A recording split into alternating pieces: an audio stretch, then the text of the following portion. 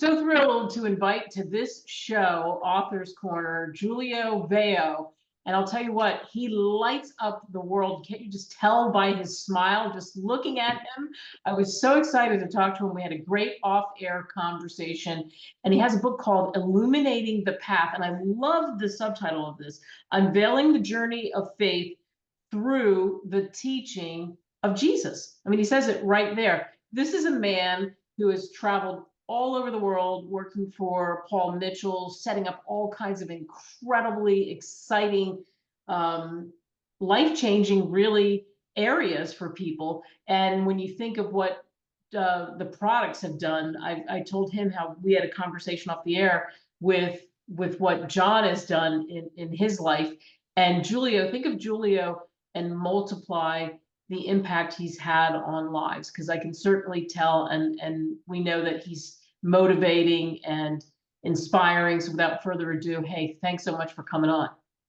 What a great introduction. Thank you. I'm kind of getting a little bashful here, but thank you very much. So let's talk about your career first, because I set it up that way, like that you've been all over the place. How did that happen? Well, that's a good question. I was a terrible student.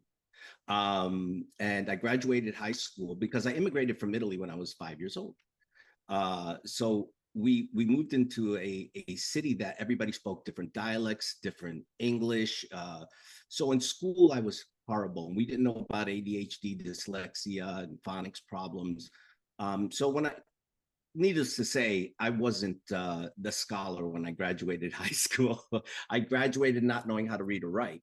But I guess they had a little pity on me and they let me through. But my mom knew I wasn't college material, and she suggested the beauty industry. And I was like, "You're crazy." Me do hair? Are you nuts? But when I went to the tour, it was a little bit motivating because there were a lot of beautiful people.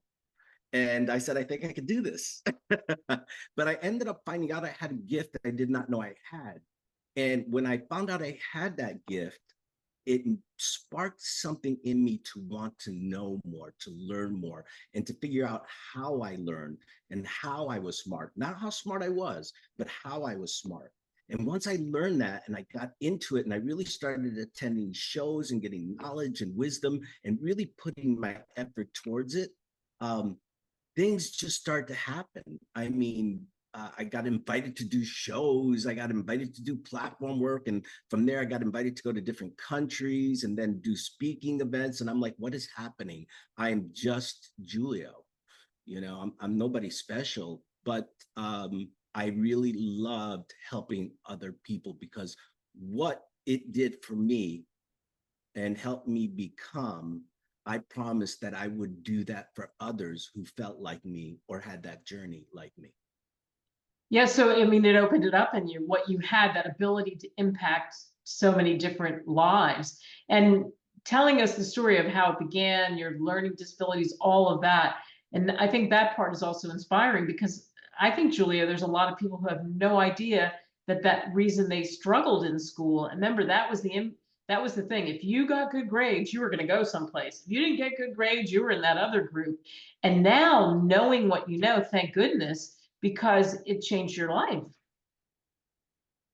Well, I tell a lot of people, you don't have learning disabilities, you have gifts, and everybody is born with a gift. God just doesn't make perfect people and non-perfect people. He makes everybody special and unique in their own way. And so once you tap into that gift and you start to build some confidence and belief, and that comes through wisdom and knowledge, and making a lot of mistakes, which I've done in my life. But if you learn from them, you can't help but grow. Right. That's the beauty of it. Yeah. So what led you down the path of writing this book? Well, the first book I wrote was a slap on the back of the head. That was a memoir of my growing up and my struggles and the way my dad used to kind of shape me up a little bit. And I did that to challenge myself because I am dyslexic. I didn't actually write it. I had to record it because what I wrote, I couldn't even read. So I recorded it and challenged myself. And I really got into enjoying writing. So, you know, 9 books later, I'm into. I keep on writing. I just love it. It's a great way. And once again, people say, well, I can't read, I can't write. Well, I have trouble comprehending as well. But the more you do it and the more you challenge yourself, the better you become at something. But it takes time. It doesn't happen overnight. It's like when I was losing weight, you know, it didn't happen overnight. It took a journey to get that extra weight on. So it took a journey to take it off. And that's the same thing with learning. It took a little bit of a journey. And to this day, I'm 62 and I am still learning. I like how you say that, It because never stops. yeah, it never stops. And that's a big part of what you emphasize. And so for this book, why this book? 9 books, why this book? What did you want people to know? Why'd you put it together? Well, it's what I wanted to know first. That is the first most important thing. When I do something, I do it because I do it for my knowledge, for my wisdom. And I always grew up in a faith-based family. I mean, we always talked about Jesus. We always talked about God. We always went. My parents let me go to every church you can think of, and we were like true Catholics. But I got to go to Protestant church. I got to go to every church and experience it. And I always tried to understand the parables, the metaphors. And even though I could get an idea of what they were saying, I couldn't truly grasp it because it'd leave me with that, And sometimes it still does. So I started on a journey of really digging into Matthew. And when Jesus spoke and he was giving the lessons, and what those metaphors really meant. And first of all, I discovered that every motivational program I ever went to, they actually feed off the sayings of the Bible, the teachings of Jesus Christ. And those metaphors are something you hear in every inspirational or motivational or any class. He was the greatest leader of them all. So I had to write something simple for me to understand those. And then when I did, I said, I've got to share this with other people who don't understand, that might want to understand. And then when they read the Bible, they'll enjoy it. They'll understand the story, because a lot of them like, I just don't get it, Giulio. What's he mean the 5 virgins got left out? It's like, what's he talking about? Well, it's about being ready. It's about being prepared. So it was just a way to break it down for me. And then as I got to understand it, I said, again, you can't keep it till you give it away. So I had to share it. So when you go to put that together, I mean, the premise is so great, because that's a lot of times that's what people will say is, I don't really understand it. If somebody explains it a little bit more, but to have that in your hands and to be able to know, okay, I have control. Giulio's explained this. I get it now. When you decided how you were going to break it out, how did that all come about? Because that's a pretty big task. I like things simple. Not complicated. Even when I'm reading directions to put things together, it's like, give me the picture. The easier and the more simplistic, and get right to the point.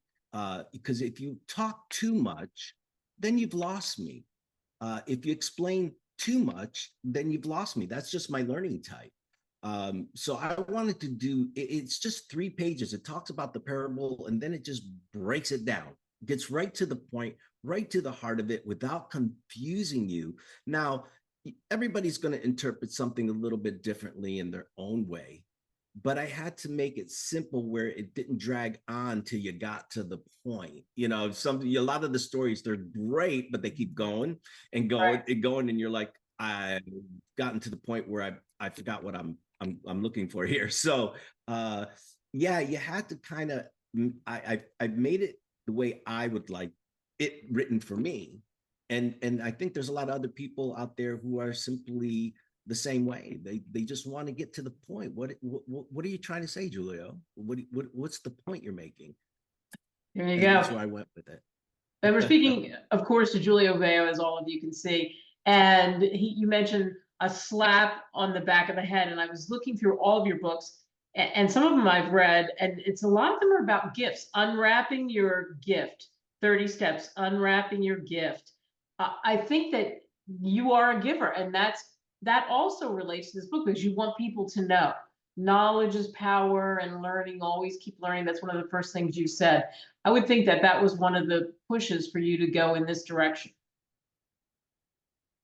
Yeah, I love sharing knowledge. And for me, I never sat there and say, hey, I want to write books or I want to cut hair and make millions of dollars. Now, don't get me wrong, who doesn't want to make money, right?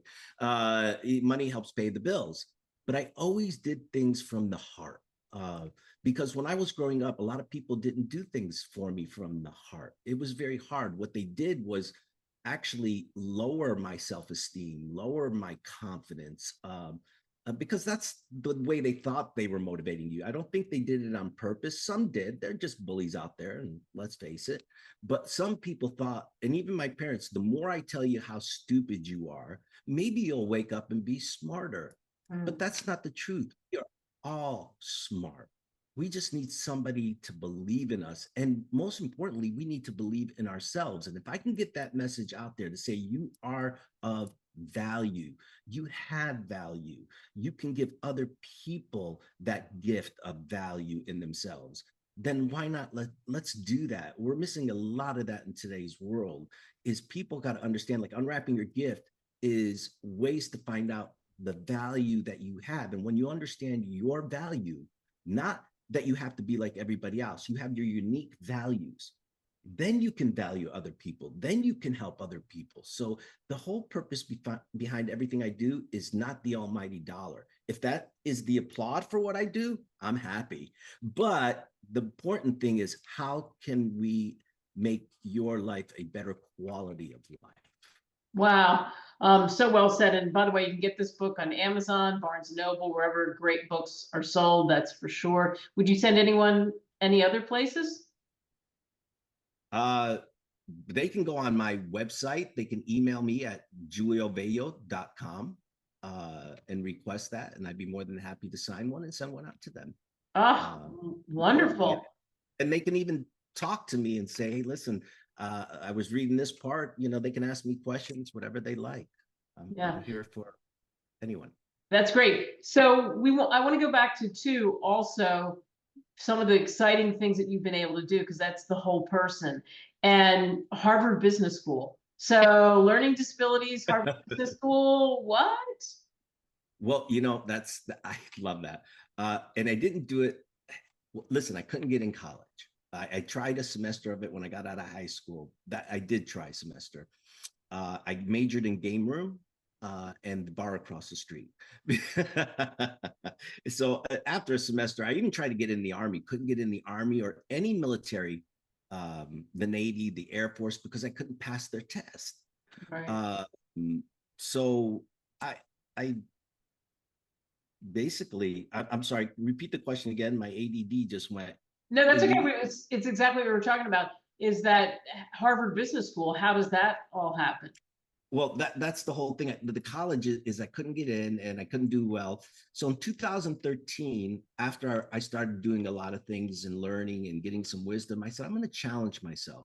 I'm going to go to college on my own and just to see if I can. And you know what?